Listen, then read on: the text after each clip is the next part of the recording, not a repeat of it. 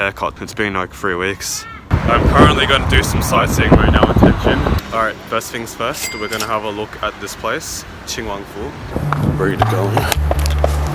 This is Qingwangfu, aka Prince Qing's mansion, built in the 1920s right here in Tianjin. What makes it so special is the mix of cultures on one side. You see Chinese courtyards, on the other, European columns and stained glass, setting me back on the biggest lesson on how Tianjin was a meeting place between the East and West. A paradox in its golden age, but that wasn't the only paradox I was going to see because throughout the day, it was going to be more and more insane. As soon as I crossed the road, I saw this insane location from a Douyin video a while back and realized, holy it's amazing.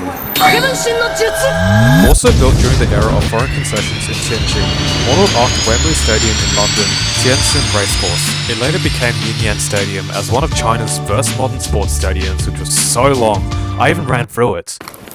A century later, it's no longer about football matches, but about lifestyle. It looks to me that Tianjin, it's been reborn as a cultural hub, filled with cafes, shops, and art spaces. Now I'm gonna go and do my shopping and walk around the districts. Wait, my bike's here. This is not bad. Locals come here to stroll, sip coffee, and enjoy open-air events. It's so popular because it's not just history, it's history you can live in every day. I really had no plan on what to do in the middle of such a huge city. I noticed a strange building in the middle as I kept passing through Binjiang Avenue shopping street. I got as close as I could to it and learned that maybe the city is more involved with other cultures of the world than I realized. So, we're at the Catholic Church Cathedral of Tianjin. We're gonna go in now. AKA St. Joseph's Cathedral or Shikai Cathedral. Its red brick towers and central dome make it one of the city's most striking landmarks. And speaking of landmarks, I took a random mini shuttle and needed a break from all the European landmarks. Okay, so we're at the ancient art and culture street of Tianjin, and we're gonna go in right now. This is the famous Tianjin Ancient Culture Street, a place that feels like stepping back into the Qing Dynasty. At its heart is the Tianhe Temple, built in the 14th century to honor the sea goddess Mazu, reminding us of Tianjin's roots as a port city. And out of all snacks that I couldn't stop taking pictures of, I decided to try this yellow glutinous rice cake skewer that I have never seen because it's usually eaten on Chinese New Year. And I wanted to try this skewer with 5 eggs because for some strange reason, I was just craving fried eggs. Could someone help me remember what's the name of this recipe? Thank you. Anyways, You gotta be kidding me.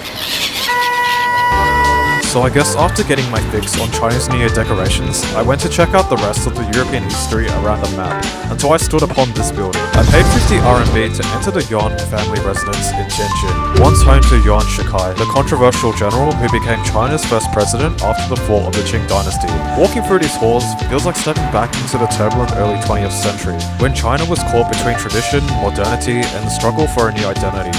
It gave me so many questions like, why does everything here feel so Italian all of a sudden? About this foreign concession? And what is this foreign concession in the 1920s that no one ever talks about? Did you know Tianjin was one of the most international cities in China, just like Shanghai? It had 9 foreign concessions, each like a little colony. Italian piazzas, French boulevards, British banks, Japanese schools.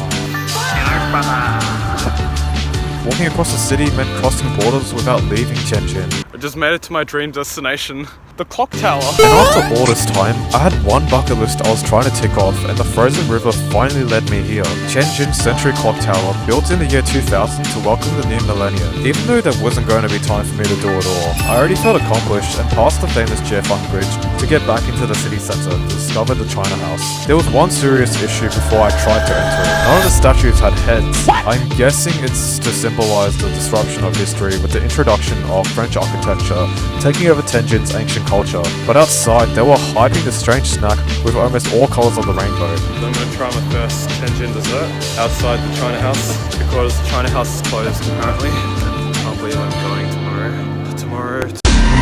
I went back to Binjiang Avenue shopping street to find one item that was going to be super important for the rest of the trip. Things were nearly coming to an end. It was just 2 weeks until I had to come back to reality. My dreams of traveling forever non-stop were going to finish soon as I kept swinging and swimming through every memory. Every train station, every street food store, every conversation with strangers and couch surfing. Yet deep down, I wondered if travel was really just running away, or if it was a way of running towards the truest version of myself.